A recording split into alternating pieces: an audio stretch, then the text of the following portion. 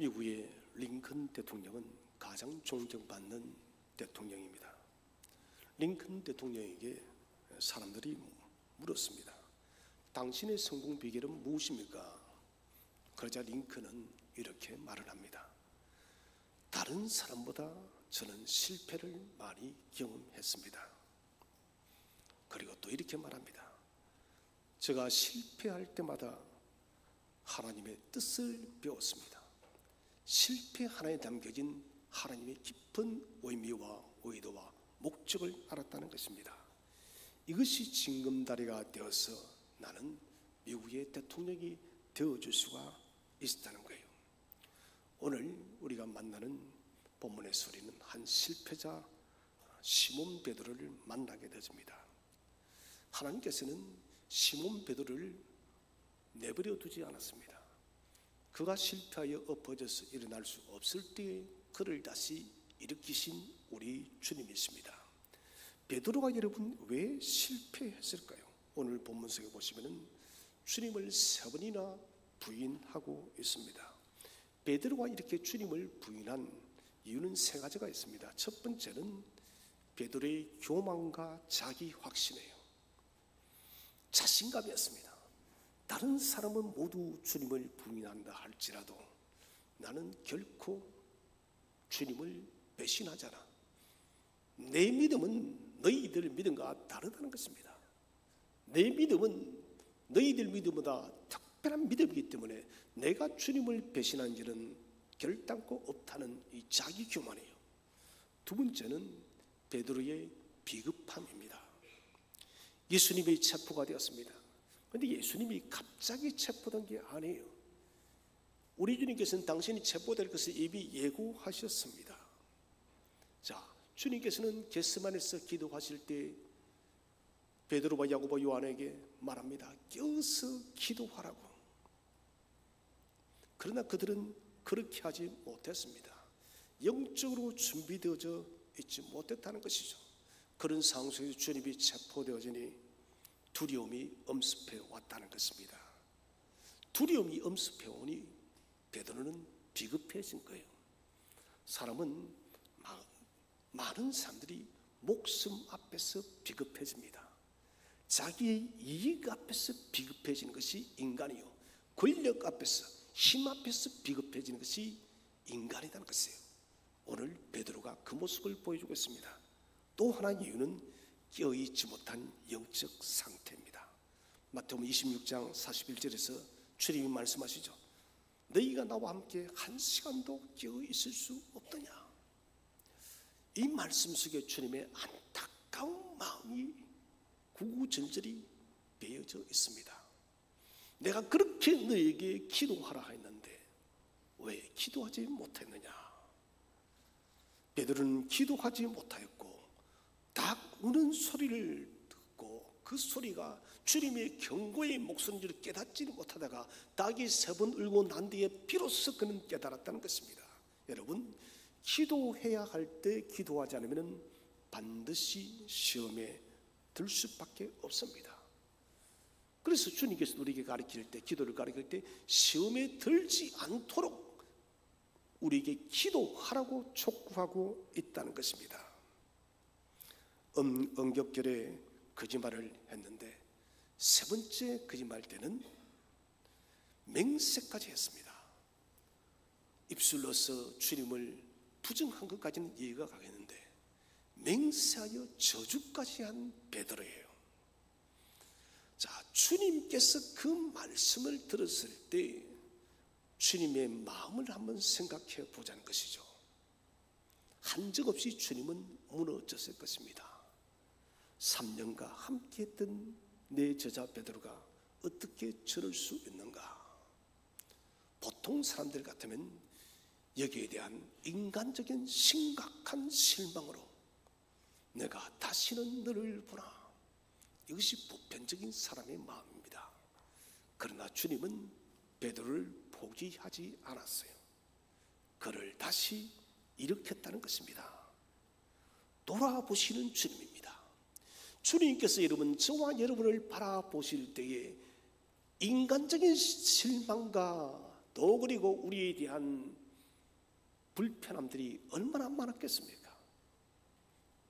저를 바라보더라도 주님께서 실망하신 적은 한두 번이 아니다는 거예요. 무수한 때가 있었음에도 불구하고도 우리 주님은 저와 여러분을 포기하지 않았습니다. 그래서 우리가 지금 여기에 앉아 있는 것입니다. 오늘 우리는 주님의 눈빛, 저는 특별히 주님께서 제사장의 집에, 대제사장의 집에 잡혀갔을 때 베드로를 바라보십니다. 오늘 본문을 읽지는 않았지만 베드로를 바라본 그 눈빛에 오늘 저는 주목해서 어떻게 주님께서 이 세 번이나 부인한 베드로를 일으키는지를 눈빛 속에 예수님의 주목을 해보기를 원합니다. 첫 번째 주제는 베드로를 바라보시는 예수님은 어떤 마음을 소유하고 계시는가. 자, 대제사장의 집에 잡혀갔을 때 주님께서는 물끄러미 베드로를 바라보십니다. 베드로도 주님의 눈을 바라보았다는 거예요. 그 눈빛 하나는 베드로에게 수많은 것들을 말하고 있었던 것입니다. 먼저 우리가 주님의 그 눈빛은 어떤 마음을 소유하고 계시는가. 첫 번째로 긍휼의 마음을 가지고 계십니다. 대제사장과 공회장 앞 맞은편 계단 위에 서 계신 주님입니다. 그리고 베드로는 그 집 마당 아래에 두 손에 뿔을 쪼이면서 주님을 물끄러미 바라보고 있는 거예요.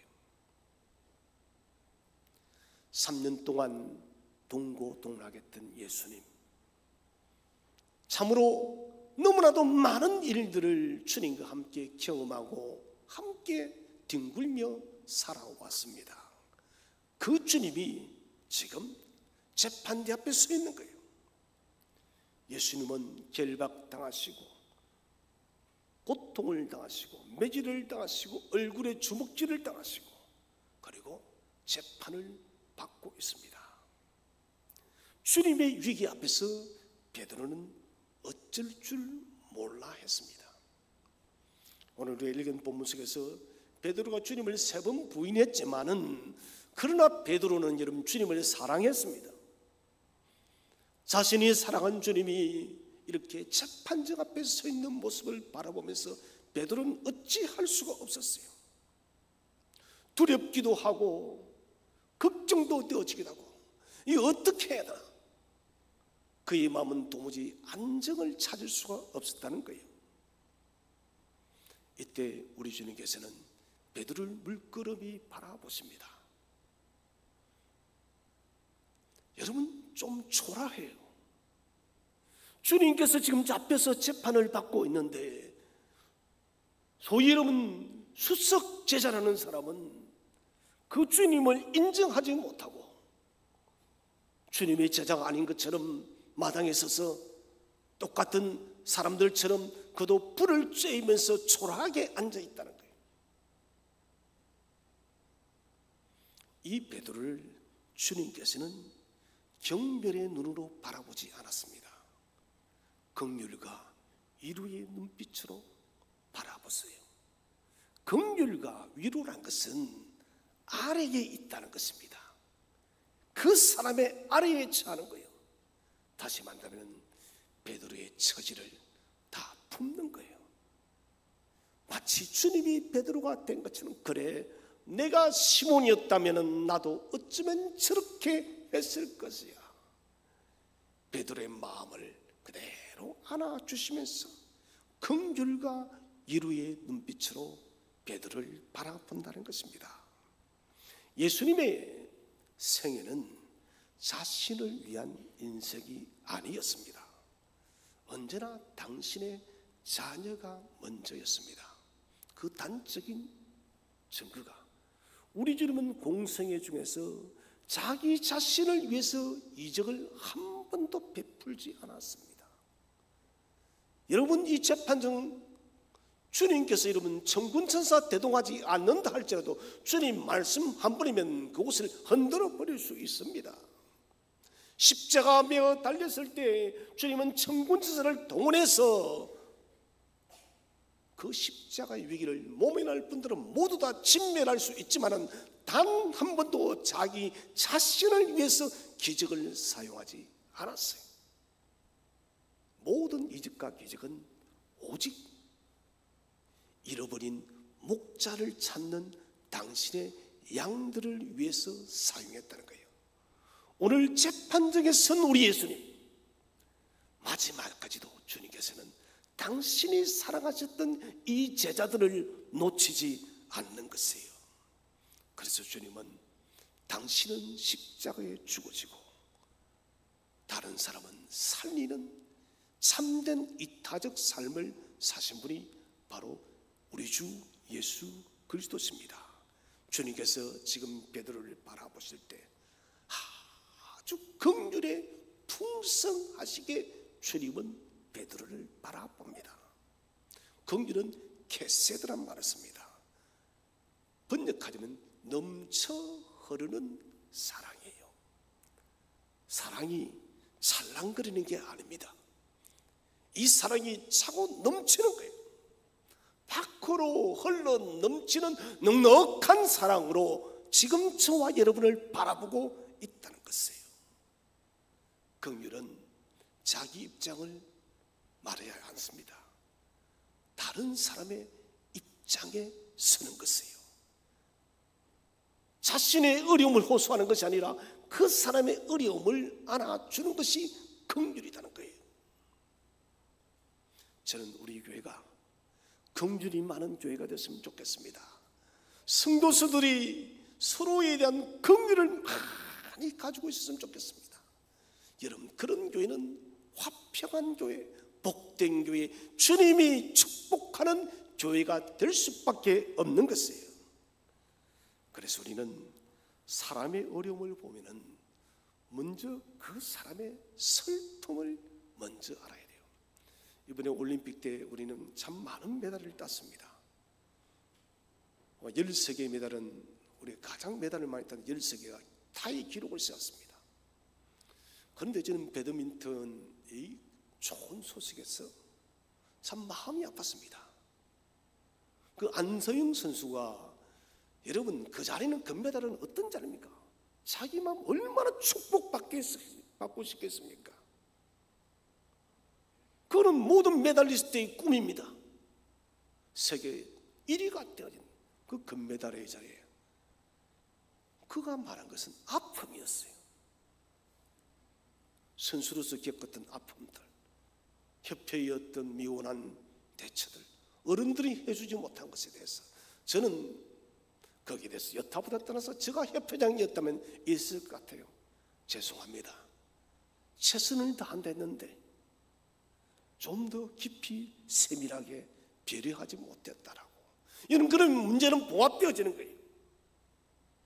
그런데 고작 돌아산다는 뭐예요? 조목조목 A4 10장에 적어서 반반을 보면서 탁구협회 완전히 반대. 저 탁구 동메달 2개를 땄잖아요. 선수들이 뭘 합니까? 감독님 덕분이에요. 위원장님 덕분이에요. 위원장은 또 말합니다. 아니다라고. 선수들이 너무너무 수고했다고. 여러분, 이게 정상적인 거예요. 뭡니까? 서로가 서로를 배려해주고 그 사람의 입장에 서주는 것이 긍휼이라는 거예요. 긍휼은 사람을 일으키는 첫 번째의 걸음입니다. 그래서 여러분, 상처받고 힘겨움이 있는 사람, 그 사람의 상처에 소금을 뿌리는 것이 아니라 그 사람을 넉넉하게 품어주는 넓은 넘치는 사랑을 소유하시길 바랍니다. 이 사랑이 여러분, 사람을 일으키는 거예요. 쓰러졌던 사람도 일으키는 힘이 바로 긍휼이에요. 우리 주님께서 여러분, 이 긍휼의 눈빛을 보내지 않았다면 베드로는 못 일어났습니다. 만약 주님께서 멸시와 저주의 눈으로, 정오의 눈으로 베드로를 바라보았다면, 주님이 부활했다 칠지라도 베드로는 주님을 만날 수 없어요. 주님, 당신이 그때 나를 경멸과 저주의 눈으로 바라보지 않았습니까? 근데 이제 와서 나를 또다시 사랑한답니까? 베드로도 여러분 불평이 생기는 거예요. 내가 그때 주님 얼마나 두려웠는지 아십니까? 나도 그러고 싶지 않았어요. 근데 어떻게 내게 저주의 눈을 보낼 수 있습니까? 이런 항변이 생긴다는 거예요. 그래서 여러분, 약한 자가 있을 때는 언제나 부드러운 긍휼의 눈을 보내시길 바랍니다. 그것이 사람을 살리는 거예요. 두 번째로 무한한 온유의 마음을 가지고 계십니다. 자, 보편적으로 나에게 비일한 행동을 하면은 고개를 돌려서 외면합니다. 이 탁구협회가 그래요. 탁구협회에 비리를 이야기했더니 제가 전화를 했어요. 우리 친구가 자녀가 말했죠. 아시안게임 때 메달리스트라고 국가대표예요. 전화를 했더니 야 문기라 진짜라는 거야. 말도 하지 말아라는 거야. 말도 하지 말아라. 그 아이는 국대의 부모이기 때문에 누구보다 배드민턴 협회를 잘 알고 있어요. 철저히 동감하는 거예요. 말로 다 할 수가 없다는 거예요. 선수와 그 아픔을 토로했으면은 뭡니까? 아, 우리가 참 잘 못했는 것 같아. 근데 어떻게 합니까? 외면합니다. 돌려버리면서 그 선수를 도리어 깔아 뭉떼려고 해요. 아주 부끄러운 어른들이에요. 어른이 참 부끄러워요. 어른이 무엇입니까? 혹 아래 사람들이 실수하더라도 안아주는 사람이 어른이에요. 저는 21세 그 어린 청년보다 어른들이 못한 것 같아요. 주님은 오늘 외면하지 않았습니다. 자신을 3번 부인하는 베드로의 모습에도 주님은 외면하지 않습니다. 온유의 눈으로 바라보는 거예요. 온유의 마음으로 주님은 베드로를 바라본다는 것입니다. 창세기 16장 13절을 우리 한번 다 함께 읽어보겠습니다. 시작. 하갈이 자기에게 이르신 여호와의 이름을 나를 살피시는 하나님이라 하였으니 이는 내가 어떻게 여기서 나를 살피시는 하나님을 배웠는고 함이라. 자, 하갈은 말합니다. 나를 살피시는 하나님, 라아라는 말을 씁니다. 보고 계신다는 거예요. 다 알고 계시다는 거예요. 하갈의 형편을 주님은 모른다는 게 아닙니다. 다 알고 계시기 때문에 하갈의 그 부르짖는 신음소리를 하나님은 들어주었다는 것입니다. 주님의 그 눈길이 하갈을 주목합니다. 하나님의 그 부드러운 마음이 온유의 마음으로 하갈을 품어주었다는 거예요. 하나님께서 이때 하갈을 품지 않았다면 하갈은 어땠을까요? 영원히 버려진 자가 되었을 것입니다. 여러분, 인간적으로 옳지 않잖아요. 도덕적으로 옳지 않잖아요. 그렇게 쫓아내버리고 이스마엘과 그리고 그 엄마를 광야로 내쫓아본 아브라함은 평생 죄책감에 달려 살았을 것입니다. 하나님께서 아브라함에게 약속하신 대로 이스마엘과 하갈의 부르짖음을 보고 살폈다는 거예요. 여러분, 이게 온유예요. 보고 살피고 도움의 손으로 건지는 것이 온유다는 거예요. 온유를 여러분 유약한 것으로 생각하지 마세요. 제가 언젠가 설교를 하면서 온유를 이렇게 말했습니다. 온유라는 것은 야생마와도 같다. 길들여진 야생마와도 같다. 무슨 말을 합니까? 말입니까? 야생마가 길들여지더라도 이 야생마는 언제든지 강력한 야생마의 기질을 나타내는 거예요. 그런데 뭡니까? 절제하는 거예요. 절제하다가 강력한 힘을 발휘할 때는 폭발적인 힘을 내는 것이 온유다.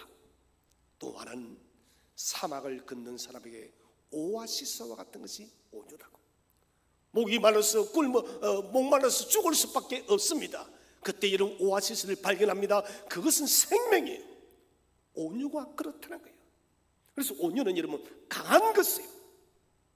온유는 다른 사람을 살리는 생명의 소식이 바로 온유다는 것입니다. 우리 주님은 지금 저와 여러분을 눈을 바라보시면서 우리의 형편을 다 하시면서 온유한 마음으로 저와 여러분을 지켜보고 있음을 믿으시기를 바랍니다. 사람의 성공은 지능, 기술, 능력, 학력 이것이 여러분 중요하지만은 이것이 본질적인 성공이 아니다고 합니다.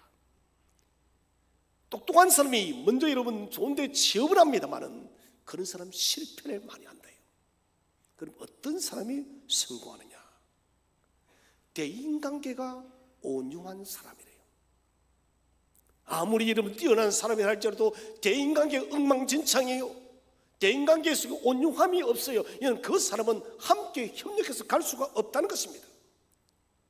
그래서 온유가 황폐해지면은 인간의 모든 관계가 무너집니다. 저는 우리 교회가 사람을 일으키는 근본적인 힘인 온유가 충만한 교회가 되기를 바랍니다. 강한 힘이 있어도 절제할 수 있고 다른 사람에게 생명의 샘물을 제공할 수 있는 사람, 오늘 주님이 바로 그렇다는 거예요. 정말 여러분 베드로는 그랬을 겁니다. 사막에서 목말라 죽어가는 사람처럼 지금 주님의 이 재판의 현장 앞에서 주님을 부인한 그의 마음은 죽고 싶었을 것이에요. 그때 주님께서는 온유의 생명의 샘물로 베드로를 살렸다는 거예요. 세 번째로 탁월한 지혜의 마음을 가지고 계십니다. 자, 주님께서는 자신이 무슨 말을 해야 할지 잘 알고 계십니다. 이건 무슨 말 하겠습니까? 만약에 베드로 이야기할 수 있다면 베드로야 부인하지 말아라. 베드로의 힘을 내. 이렇게 말할 수 있는 거예요. 또 말했을 겁니다. 내가 너에게 말했지 너는 사람 낚는 어부가 될 것이라고. 그런데 주님은 이 말씀 오늘 하지 않습니다. 물에 빠져 죽어가는 베드로에게 주님은 손을 내밀어서 그 손으로 베드로를 건져내었습니다. 오늘 주님은 당신의 손을 내밀어서 베드로의 손을 잡지도 않습니다. 한 말씀도 하지 않으셨고 당신의 그 믿음직한 오른손도 내뻗지를 않았습니다. 말씀도 손길도 내밀지 않았지만 주님은 당신의 지혜로 눈으로 모든 것을 말씀하셨어요. 여러분 만약 우리 주님께서 큰 소리를 내서 베드로의 이름을 부르고 베드로에게 말했던 베드로는 어떻게 됐으면 그 자리에 바로 결박되어지고 체포되어서 그도 죽을 수밖에 없었을 것입니다. 신분이 드러났으니까요. 그러나 주님은 지혜롭게 당신의 눈빛 하나만으로 모든 것을 말했던 거예요. 베드로야, 너는 사람 낚는 어부가 될 거야. 베드로야, 너는 교회의 반석이다. 너의 고백 위에 내가 교회를 세운다. 위대한 메시지가 이 짧은 시간 속에 계속해서 들려진 거예요. 여러분, 우리는 주님의 지혜를 배워야 됩니다. 지혜롭게 말하려면요, 그 사람을 살리는 것입니다. 우둔한 사람은 산 사람도 죽이는 거예요. 지혜가 있을 때 사람이 살아난다는 거예요. 그래서 여러분, 지식이 많은 사람보다 지혜로운 사람이 되게 해달라고 기도하시기 바랍니다. 하나님 내게 지혜를 주세요. 저는 우리 성도들하고 이야기를 하다 보면은 저분 참 지혜롭다. 학교도 거의 못 나왔어요. 근데 이야기를 하다 보면 너무너무 지혜로워요. 어떻게 저렇게 지혜로울 수가 있을까? 지혜는 하나님으로부터 오는 거예요. 지식은 사람을 살리지 못해도 지혜는 사람을 살릴 줄로 믿으시를 바랍니다. 두 번째 주제는 예수님의 눈길이 구체적으로 의미하는 것은 무엇일까요? 첫 번째로 베드로의 기억을 새롭게 했습니다. 주께서 베드로를 돌이켜 보시니 피로 얼룩진 얼굴을 바라보게 하셨습니다. 매를 맞아서 뺨을 맞아서 채찍을 맞아서 주님은 온몸에 피로 얼룩져있습니다. 베드로는 진정 그분이 주님임을 알았습니다. 주님 눈을 보는 순간 베드로는 많은 주님과의 일들이 기억 속에 파노라마처럼 지나갔습니다. 수많은 군중들이 베스다 들녘에 모였습니다. 먹을 것이 없어요. 고작 가진 곳은 물고기 2마리와 떡 5개밖에 없습니다. 주님, 이것을 가지고 어떻게 이 많은 군중을 먹이겠습니까? 그때 주님은 축사하시고 그 수많은 군중들을 먹이고도 12강줄이나 남게 했습니다. 가부의 죽은 아들을 주께서 일으키시고 나병한 자를 고치고 베드로 자기 장모의 집에 들어와서 장모를 불끈 일으키신 주님을 베드로는 어떻게 잊을 수가 있겠습니까? 갈릴리 바다를 항해하는데 큰 풍랑을 맞아 죽게 되었을 때 배 고물에 잠자던 주님을 깨워서 주여 우리를 돌아보소서. 바다를 잠잠케 하신 주님을 그가 어떻게 잊겠습니까? 그런데 이 복되고 은혜롭고 자비하신 주님을 3번이나 부인을 했습니다.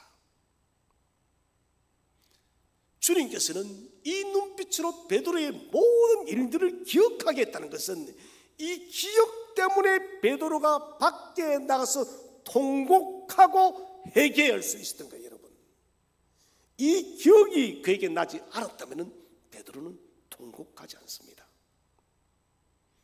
지나왔던 3년간의 주님의 그 은혜와 그 사랑과 그 자비와 그 기적과 그 가르침과 그 모든 은혜가 그에게 물밀듯 밀려오니 주님을 3번 부인한 베드로의 마음은 무너지면서 주 앞에 통곡하며 회개했다는 것입니다.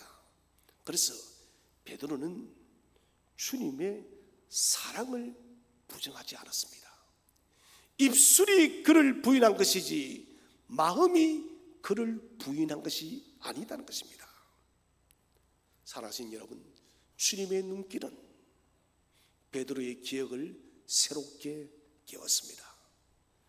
지금 저와 여러분은 우리 주님께 눈길을 맞춰야 됩니다. 우리 주님께 여러분 우리가 눈길이 맞춰질 때 잠자고 있던 모든 주님의 은혜가 다시 깨어날 줄로 믿으시를 바랍니다. 우리는 은혜를 매일마다 깨워야 됩니다. 이 은혜가 여러분 잠자게 되어지면 안 됩니다. 은혜는 날로 새로워져야 되고 우리 속에 역사했던 그 은혜의 기억들이 매일매일 새롭게 일어나야 되는 거예요. 그래야만 우리는 살 수 있다는 것입니다. 지금까지 인생을 가만히 돌아보세요. 저는 자주 제가 지내왔던 삶을 돌아봅니다. 왜일까요? 저는 그때마다 생각하는 것은 2가지입니다. 첫 번째는 나는 얼마나 심각한 죄인이었던가. 이거는 절대 과언말이 아닙니다. 언제나 저는 생각하면 내가 얼마나 심각한 죄인이었던가. 이 하나. 또 하나는 놀라운 하나님의 은혜다. 언제나 돌아오면 나의 죄인된 모습과 이 죄인되어진 나를 주의 은혜로 품어주시고 하나님의 자녀가 되게 하시고 그것도 과하고 분수에 넘치는데 목사로 세워서 주님의 교회를 섬기게 하였으니 이것보다 여러분 더 영광스러운 일이 어디 있냐는 거예요. 가분한 은혜입니다. 가분한 은혜예요. 지금까지 우리의 인생을 만지시고 인도하신 우리 예수님께 눈길을 맞추시기를 바랍니다. 눈길을 맞춰야만 이런 은혜의 모든 세포들이 다시 살아나는 거예요. 주님의 눈길을 묵상함으로 은혜와 사랑과 인도와 보호와 역사심을 우리는 다시 기억해야 됩니다. 십자가 예수님의 눈을 바라보지 않고서는 주께서 베푼 은혜는 다시 살아날 수가 없습니다. 여러분 매일마다 십자가의 예수님께 두 눈을 고정시키시기를 바랍니다. 그래야만 되는 거예요. 두 번째로 경고의 말씀을 기억하라는 것입니다. 베드로야, 네가 닭이 울기 전에 3번 나를 부인하리라. 주님은 당신의 눈길을 베드로에게 주심으로 베드로에게 기억나게 하는 것입니다. 무슨 말씀이냐? 주님, 나는 무슨 일이 있어도 당신을 부정하고 부인하지 않습니다. 아니, 네가 날이 밝기 전에 3번 나를 부인하리라. 닭 울기 전에 3번 나를 부인하리라. 자신의 어리석음과 연약한 믿음을 깨달았던 것입니다. 여러분, 우리는 주님께서 하신 경고의 말씀을 깨닫지 않으면 결단코 우리는 어리석음과 연약함들을 알 수가 없습니다. 지금 세계 곳곳의 기후변화들을 보지 않습니까? 미국에 엄청난 비가 또 내려서 여러분 허리케인은 난리가 났어요. 그런데 여러분, 이것이 지금 한두 곳이 아닙니다. 일본은 또 100년 주기로 대지진이 온다 해서 지금 일본 처음으로 대지진 비상경계가 내렸답니다. 그런데 여러분, 사람이 너무너무 어리석어요. 이거 우리가 처음 보는 게 아니잖아요. 이런 일들이 계속해서 자주 일어난다는 것은 주님이 오실 날이 임박했다는 것입니다. 주님의 말씀의 경고들을 계속해서 다시 기억하고 묵상하며 새겨서 주님의 날을 준비하라는 우리 주님의 메시지예요. 그런데 사람들은 우연히 일어난 것이야. 지구의 마지막은 없어. 심판은 없어. 성경에 그런 말은 헛된 소설에 지나지 않는다라고. 여러분, 우리는 어리석음을 깨달아야 돼요. 무엇을 통해서? 말씀을 통해서요. 주님께서 베드로를 바라봄을 통해서 말씀이 기억나게 한 거예요. 네가 닭 울기 전에 3번 나를 부정하리라, 부인하리라. 이 말씀이 기억나게 함을 통해서 베드로가 새롭게 될 수가 있었던 거예요. 삼손을 보세요. 삼손은 하나님 말씀을 무시합니다. 그리고 그는 자신의 정욕대로 여자들을 찾아다닙니다. 하나님은 한 번, 두 번, 3번 경고의 등을 계속해서 켭니다. 드릴라 앞에 섭니다. 하나님께서 드릴라를 통해서 경고했지만은 급기야 어떻게 되십니까? 드릴라에게 비밀을 고백합니다. 내 머리를 밀어라. 내 힘은 머리에서 나오기 때문에 내 머리를 밀어버리면 나는 힘이 없다라고. 삼손은 머리를 밀게 되졌고 나시린의 직무를 버린 거예요. 하나님의 경고등을, 심각한 빨간 경고등을 그는 받아들이지 않았기 때문에, 무시했기 때문에 눈이 뽑혀서 그는 짐승처럼 맷돌을 돌리는 실패자가 되었던 거예요. 사랑하신 성도 여러분, 지금 우리의 인생의 앞에서 주님의 경고등이 혹시 켜져 있습니까? 뭔가 주님께서 우리에게 강력하게 말씀하는 것이 있나요? 그렇다면 즉각적으로 멈추시고 주님의 메시지에 집중하시기를 바랍니다. 주님, 내게 무엇을 말씀하시나요? 주님, 이런 상황이 내게 무엇을 말하나요? 당신의 뜻을 알게 하게 하시고 그 뜻대로 내가 가게 해 주옵소서. 이것이 여러분 이기는 성도예요. 세 번째로, 회복에 대한 촉구의 메시지입니다. 주님의 눈길은, 주님은 바라보고 있습니다. 바라보시는 이 자체가 베드로에게는 효력이 있다는 것입니다. 눈이 마주침을 통해서 주님의 메시지를 깨닫게 되었습니다. 주님을 부인했습니다. 그 순간 눈이 부딪힐 때, 마주칠 때 베드로는 마음이 극적이 되어지고 통곡스럽고 고통스럽습니다. 그러나 베드로는 여전히 주님을 바라보고 있었던 거예요. 베드로가 한 가지 좋았던 것은 이 실패의 현장 속에서도 주님을 바라보는 습관을 가지고 있다는 거예요. 주님은 베드로의 눈을 통해서 회복의 촉구를 하고 있었습니다. 너 넘어져 있지 말고 다시 일어나라고. 계속 넘어져 있으면 안 돼. 다시 일어나. 사람에게는 회복 탄력성이 굉장히 중요하답니다.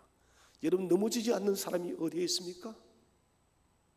꺾이지 않는 꽃도 없습니다. 바람에 흔들리지 않는 나무도 없습니다. 모든 것은 흔들리고 넘어지고 엎어집니다.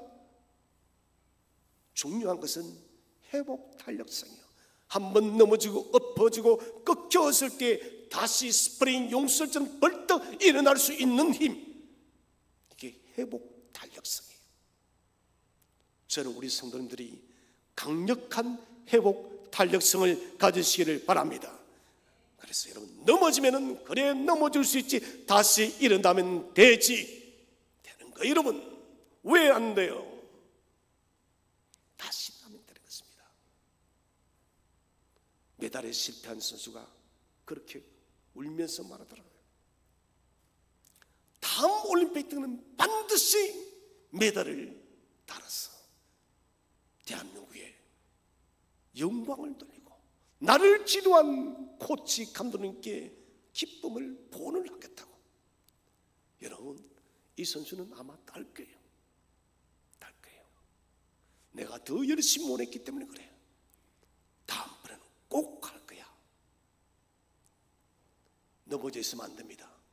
오늘 여러분 마음이 지쳤어, 삶이 힘겨워서 엎어졌다면 여러분 다시 일어나기를 주의 이름으로 축원드립니다. 빨리 일어나세요. 세 번째 주제는 예수님의 눈길이 베드로에게 어떤 결과를 주었는가. 첫 번째로 베드로의 잠자던 영혼이 깨어났습니다. 그날 밤에 베드로는 베드로가 아닌 시몬입니다. 베드로는 반석입니다. 반석의 뜻을 페트라, 반석이에요. 그런데 전혀 베드로답지 못합니다.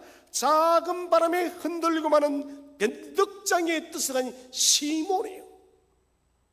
우리 한번 성경을 읽어보겠습니다. 마태복음 16장 17절 시작. 예수께서 대답하여 이르시되 바요나 시몬아 네가 복이 있도다. 이를 내게 알게 하니는 혈육이 아니요 하늘에 계신 내 아버지시니라. 바요나 시몬아 네가 복이 있다. 그리스도께 고백을 하고 난 뒤에 이런 말씀하십니다. 바요나 시몬아 네가 복이 있다. 주는 그리스도 살아계신 하나님의 아들이다. 이런 위대한 고백을 했던 사람이 바로 시몬 베드로예요.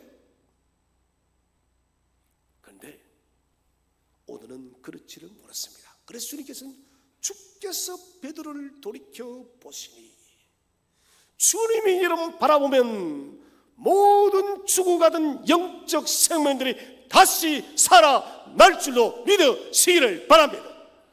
주님이 바라보면 되는 거예요. 바라보는 주님의 눈을 피하지 마세요. 바라보는 주님의 눈에 함께 눈을 맞추시기를 바랍니다. 그러면 다시 살아나는 거예요. 로마서 13장 11절을 읽어보겠습니다. 시작. 또한 너희가 이 시기를 알거니와 자다가 깰 때가 벌써 되었으니 이는 이제 우리의 구원이 처음 믿을 때보다 가까웠습니다. 자 보세요. 주님의 눈을 우리가 바라보게 되지면 자다가 깰 때가 되어진 것을 우리는 알 수가 있습니다. 지금은 여러분 자다가 깰 때의 시간이에요. 여러분 잠잘 때의 시간이 아닙니다. 지금의 우리 영적 세포는 아주 민감해야 됩니다. 바람이 여러분 살랑바람이 살랑 스쳐도 저와 여러분의 영적 세포는 주 앞에서 반응을 해야 될 때 바로 지금의 시대예요. 지금은 잠자면 죽는 거예요. 반드시 깨어 있어야 될 시간이에요. 살아신 성도 여러분, 모든 영성의 안테나를 전체적으로 토탈적으로 가동하시기를 바랍니다. 하늘의 음성에 레이더에 여러분 초점을 맞추고 우리 안테나를 돌리라는 것이에요. 하나 가지고 안 됩니다. 2개, 3개, 할 수 있다면 1000개, 10,000개라도 안테나를 세워서 하나님의 음성에 포커스를 맞춰야 된다는 거예요. 그때 우리는 깨어납니다. 오늘도 여러분 들려주는 주의 그 세밀한 음성에 귀를 기울이시를 축복을 드립니다. 그래야 우리가 살아나는 거예요. 두 번째로 베드로의 헛새가 제거되었습니다. 자, 베드로가 나는 결코 주님을 부인하지 않습니다. 여러분, 이것은 헛새예요. 헛풍이에요. 그런데 베드로는 다 무너졌어요. 3번 주님을 부인하고 닭이 우니까 얼마나 자신이 초라했겠습니까? 여러분, 우리도 보면은 사람들이 자기 속에 헛새를 너무너무 많이 가지고 있습니다. 뭡니까? 헛새는 교만이에요. 우리 마음속에 마음의 교만, 마음의 헛새가 있으면 주님을 만날 수가 없어요. 헛새와 교만이 벗겨져야 됩니다. 베드로는 십자가에 가까이 가지 않았습니다. 주님이 죽으실 때, 운명하실 때 십자가에 가까이 가지 않았습니다. 우리 성경은 부활 아침까지 베드로에 대한 어떤 말도 성경은 기록하지는 않아요. 저는 추정컨대 베드로는 완전한 실망과 좌절 속에서 갈릴리 어느 곳에선가 그는 낙담하여 있지 않았겠나. 왜 그렇습니까? 자기는 더 이상 믿을 만한 사람이 못 되는 것을 알았기 때문에. 주님을 3번 부인하고 난 뒤에 내가 이렇게 작은 사람이구나, 내가 이렇게 약한 사람이구나, 내 말에 책임도 못 지는 사람이구나, 그것을 알았다는 거예요. 그래서 주님께서 베드로를 부르실 때도 베드로는 용기 있게 나가지를 못한 거예요. 자신의 범죄 때문에 주님 앞에 나갈 수 있는 믿음도 용기도 없었던 것이에요. 부활하신 주님은 베드로의 인간적인 헛새가 다 사라지고 난 뒤에 뭐라 합니까? 요한의 아들 시몬아, 네가 나를 사랑하느냐? 네, 주님, 내가 당신을 사랑합니다. 마지막 3번째, 내가 주님을 사랑하는 줄 주님이 아십니다. 3번의 부인 속에 3번의 실패, 3번의 질문으로 주님은 회복시켜 주었습니다. 사람의 자랑과 헛새가 사라져야 됩니다. 여러분, 우리 속에 있는 자랑과 헛새와 모든 교만들을 소각시키시기를 바랍니다. 그때 여러분이 다시 일어나는 거예요. 마지막 3번째, 홀로 통곡하며 회개하는 역사를 만들었습니다. 급히 베드로는 사람들을 군중을 떠났습니다. 혼자 있는 고독한 장소로 갔습니다. 여러분, 해결을 위한 장소는 고독한 장소여야 됩니다. 사람들을 단절하고 주님을 대면하고 통곡했습니다. 우리는 베드로의 실패는 많이 생각하고 알고 있는데 베드로의 통곡을 놓치고 있어요. 베드로에게는 통곡의 시간이 없었다면 베드로는 회복이 있을 수가 없었습니다. 베드로는 진실한 마음으로 가지고 자신이 저질렀던 그 비겁하고 비일했던 연약한 행동을 회개했다는 것입니다. 주님을 등졌던 그 시간, 그로 인해서 그는 기쁜 마음으로, 절박한 마음으로 통곡하며 회개했다는 거예요. 자신의 모든 죄를 다 토해냈다는 거예요.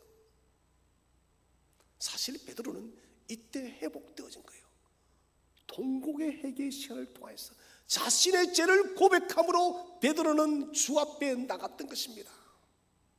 1986년에 펠리카노호라는 화물선이 있었습니다.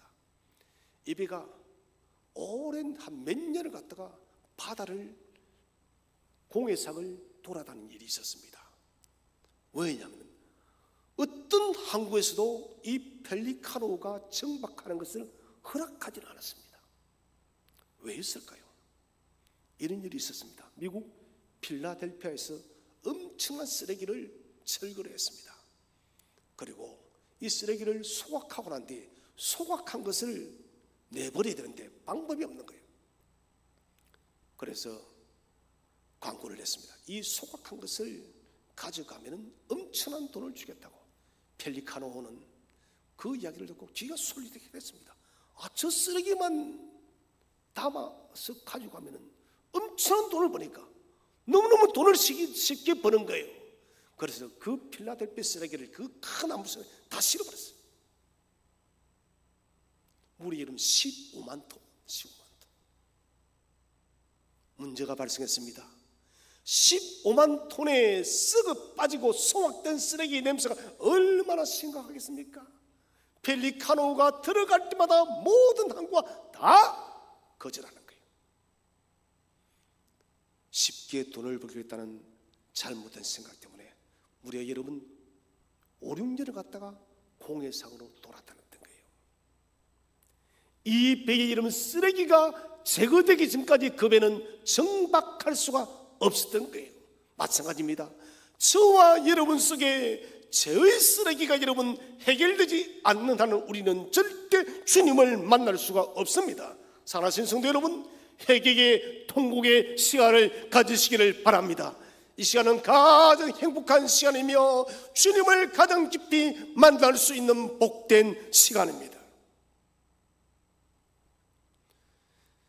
주님은 베드로를 바라보셨고 베드로는 다시 일어났습니다.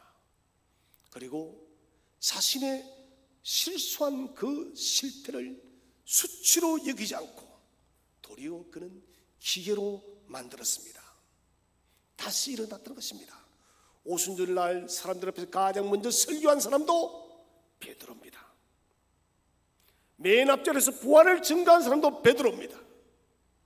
여러분, 넘어지고 주춤할 수 있고 엎어지고 실패할 수도 있습니다만은 여러분, 그러나 주님이 일으키면 다시 일어나시기 바랍니다. 지난 실패를 가지고 여러분 매여 살지 마시기 바랍니다. 사람에게 가장 무익한 감정 두 가지가 있습니다. 그 첫 번째 감정은 실수하고 실패한 일에 대해서 자책하며 사는 사람. 여러분, 자책하지 마시기 바랍니다. 자책은 아무 유익이 없습니다. 자책은 마귀가 주는 거예요. 또 하나는 실패 때문에 두려워서 다시 도전하지 못하는 사람. 이 두 가지는 아무 유익이 없습니다. 베드로는 이것을 뛰어넘었습니다. 그래 나는 실패한 사람이야. 그러나 그 실패를 통해서 나는 더 마음이 생각과 믿음이 더 단단해졌어.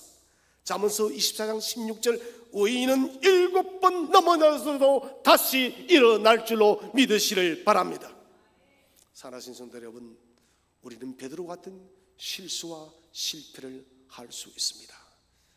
넘어지고 엎어지고 일어날 수 없는 우리를 지금 주님은 당신의 온유한 눈으로 우리를 바라보고 있습니다.